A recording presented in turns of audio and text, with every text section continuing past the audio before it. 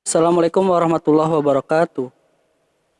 Pada kesempatan kali ini saya akan bercerita tentang pendakian ke Gunung Gede Pangrango yang ketiga kalinya. Sebulan sebelum Idul Adha tahun lalu, beberapa teman kampus ngajak naik gunung. Mungkin pada penasaran kali ya, gimana getirnya naik gunung itu, atau mungkin juga terinspirasi beberapa konten kreator traveling khusus naik gunung. Contoh kayak Bang Firsa Bersari dan Bang Zawin. Oke, ngelihat beberapa komitmen teman-teman kampus TIP Nusantara yang serius pengen naik gunung, maka kita agendakan untuk naik ke salah satu gunung yang ada di Jawa Barat. Kenapa Jawa Barat? Ya karena kita pemula-pemula, jadinya deket-deket dulu aja. Hitung-hitung mengurangi resiko yang ada di perjalanan. Kita mulai kumpul dan merencanakan waktu, tujuan, dan beberapa persiapan yang diperlukan. Karena biar bagaimanapun, setiap agenda harus terencana dengan matang, jangan sampai nanti kita nggak tahu arah tujuan dan hal apa saja yang harus dilakukan dan dipersiapkan dalam agenda tersebut. Kita ambil keputusan untuk melakukan pendakian ke Gunung Gede via jalur Gunung Putri atau Cianjur dan turun lewat jalur Cibodas. Karena menurut saya sih, trek lintas Putri Cibodas tuh favorit banget. Lewat Putri, kita bisa ngecamp di hamparan dataran indah alun-alun Surya Kencana. Dan tentu saja, turun lewat jalur Cibodas, kita bisa melewati beberapa destinasi wisata yang ada di sana. Contoh, air panas, air terjun, air danau, dan lain-lain. Dan lupa lagi maksudnya. Daftaran untuk melakukan pendakian ke Gunung Gede dilakukan secara online, itu menurut aturan resminya ya. Ya karena kita berusaha mengikuti prosedur yang ada di sana, maka kita daftar online dengan mengisi biodata dan persyaratan-persyaratan yang harus dipenuhi. Pembayaran pendaftaran juga dilakukan dengan cara transfer setelah kita terdaftar dan mendapatkan kuota pada hari yang sudah kita tentukan. Kuota per hari itu terbatas ya guys. Oh iya, jangan lupa kalau kita mendaki dengan jumlah di atas 5 orang, perlu disiapkan dan dipisahkan antara perlengkapan pribadi sama perlengkapan kelompoknya ya. Hal ini supaya memudahkan kita dalam perjalanan dan mengefisiensi barang bawaan biar nggak kebanyakan atau malah kekurangan. Tuh, persyaratan administrasi di Gunung Gede juga lumayan ketat. Seperti surat izin orang tua bagi pendaki di bawah usia 17 tahun, surat keterangan sehat dari dokter dengan tanggal yang sama saat pendakian dilaksanakan dan persyaratan-persyaratan lainnya. Ribet ya, naik gunung apa mau naik haji? Untuk perjalanan kali ini, saya membawa mobil travel untuk transportasi karena biar nggak ribet transit-transit aja sih. Tapi kalau mau lebih ekonomis, mending ngejar-ngejar aja. Pengalaman dari pendakian sebelumnya, di mana kita harus bolak-balik ke Cibodas buat daftar ulang lagi, maka saya dan satu teman turun di base camp Cibodas. Sisanya lanjut ke base camp kaki Gunung Putri. Saat itu, hari masih dini, sekitar pukul 04.00 waktu Indonesia Barat. Jadi kita harus ngemper dulu di warung-warung sekitar kantor pendaftaran sampai buka waktu pendaftarannya. Itu sekitar pukul 07.00 waktu Indonesia Barat. Nggak kerasa matahari mulai muncul menghangatkan suasana dingin yang bikin menggigil semalaman di Cibodas. Kita langsung ke tempat pendaftaran. Ternyata ada aturan baru yang berubah dari aturan sebelumnya. Bahwa daftar ulang dilakukan di base camp masing-masing awal pendakian. Alhasil, saya dan teman saya harus mencari transportasi lagi ke kaki Gunung Gede, jalur Gunung Putri. Saya mau cari ojek, ternyata tarifnya menggila dong. Akhirnya kita booking angkot buat mengangkut 2 orang kita saja dengan tarif 50.000 per orang. Semua persyaratan terpenuhi, kami mulai perjalanan sekitar pukul 11.00 waktu Indonesia Barat. Berhubung kami membawa beberapa teman perempuan dalam rombongan, maka kami melakukan perjalanan dengan sedikit santai. Sesekali beristirahat untuk minum dan makan makanan ringan yang ada di dalam tas kami. Sekedar untuk meregangkan otot dan mengatur napas yang mulai terengah-engah. Sore, rombongan terpecah menjadi 2 kelompok. Kelompok pertama, ada kelompok pendaki yang masih memiliki kekuatan buat melanjutkan perjalanan secara maksimal. Rombongan pertama ini berfungsi sebagai penyedia tempat dan memasak bahan-bahan makanan nantinya.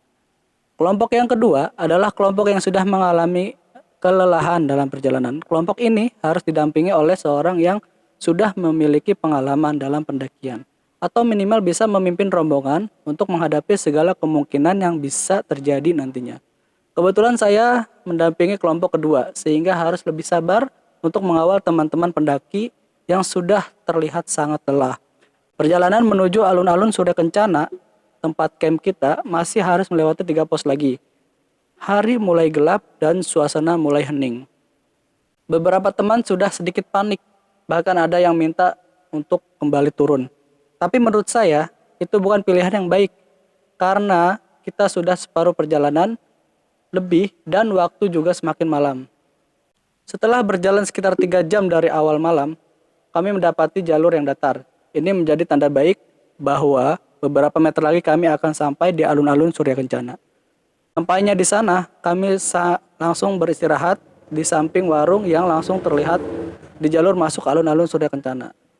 Sedikit lega dan haru atas keadaan ini, mengingat perjuangan yang sangat luar biasa untuk sampai ke tempat ini. Angin mulai kencang. Di saat teman pendaki lain beristirahat, saya mencoba mencari kelompok pendaki rombongan yang berjalan terlebih dahulu agar bisa bergabung. Saya berjalan mengitari tenda-tenda yang ada di sekitar area camp dan berteriak-teriak memanggil teman, berharap ada sesuatu balasan sebagai tanda bahwa mereka juga berada di sana. Setelah beberapa kali memanggil, tidak ada suara balasan. Saya menduga mereka mendirikan tempat tenda di camp timur dekat dengan arah puncak, karena dari awal memang kami merencanakan untuk mendirikan tenda di sana agar tidak terlalu jauh ke puncaknya. Awalnya saya ingin menyusul mereka, tapi karena jarak yang masih lumayan jauh dan harus melewati tanah lapang dengan angin yang terhembus semakin kencang, kami memutuskan untuk mendirikan satu tenda yang tersisa di rombongan. Yang seharusnya tenda ini hanya bisa menampung 2 orang, tapi karena jumlah kami 5 orang, maka kami paksa 3 orang berada di dalam tenda termasuk peralatan lainnya dan 2 orang lainnya tidur di luar tenda dengan alas dan sleeping bag saja. Karena lelah, kami langsung tidur. Setelah menikmati seduhan-seduhan minuman hangat, sempat pulas walaupun angin semakin kencang berhembus di luar. 1 jam kemudian, badan mulai merasakan sangat kedinginan dan menggigil. Saya membangunkan satu teman yang ikut tidur di luar dan menanyakan keadaannya. Dia bilang dia juga merasakan sangat kedinginan. Saya langsung bangun dan coba cari perlindungan. Terlihat dalam warung ternyata ada tenda yang dipasang untuk tidur penjaga warung yang ukurannya bisa menampung 5 orang. Menuju ke sana dan coba membangunkan penjaga warung dari luar. Beberapa kali memanggil tidak ada yang jawaban. Akhirnya saya masuk ke warung dan membangunkan satu penjaga warung yang sedang tidur di dalam tenda tersebut. Alhamdulillah, penjaga warung tersebut mempersilahkan kami untuk tidur di dalam tenda biar nggak terlalu dingin. Karena sangat berbahaya kalau tubuh kita merasakan dingin yang sangat dan kondisi kita lemah, kita bisa terkena hipotermia yang bisa mengancam nyawa kita. Malam mulai berlalu, pagi hari siap menyambut. Saya terbangun dan coba membangunkan teman-teman lain untuk menikmati indahnya pagi di alun-alun Surya Kencana. Tapi memang angin masih berhembus kencang, sehingga mereka juga sedikit enggan untuk keluar. Sendiri saya berjalan menuju tempat yang bisa melihat terbitnya matahari pagi. Agak ragu sedikit untuk melangkah ke tempat itu, karena angin sangat dingin. Tapi ternyata sudah ada 1 orang yang sudah berada di sana, yang menjadi tanda bahwa ternyata di sana aman-aman saja. Kita sempat saling minta difotokan dengan background cahaya matahari yang masih dini dan itu indah sekali. Puas menikmati matahari pagi, saya kembali ke tenda. Ternyata di sana sudah ada salah satu teman yang berada di rombongan kelompok pertama. Kita nggak saling menyalahkan karena memang keadaannya yang darurat. Sekitar pukul 08.00 waktu Indonesia Barat, 2 kelompok ini bergabung untuk melanjutkan perjalanan ke puncak. Untuk membangkitkan kembali semangat dan kekuatan, pastinya kita sarapan dahulu dan menikmati keindahan pagi di alun-alun Surya Kencana. Alhamdulillah, akhirnya kami sampai di puncak tertinggi ketiga di Jawa Barat, Gunung Gede Pangrango. Dengan penuh drama-drama juga dalam perjalanannya. Banyak pelajaran dalam setiap perjalanan, tidak hanya kesan dan kesenangan, tapi perjuangan, semangat pantang menyerah, sangat tertanam ketika kita melakukan pendakian. Terima kasih. See you next story guys.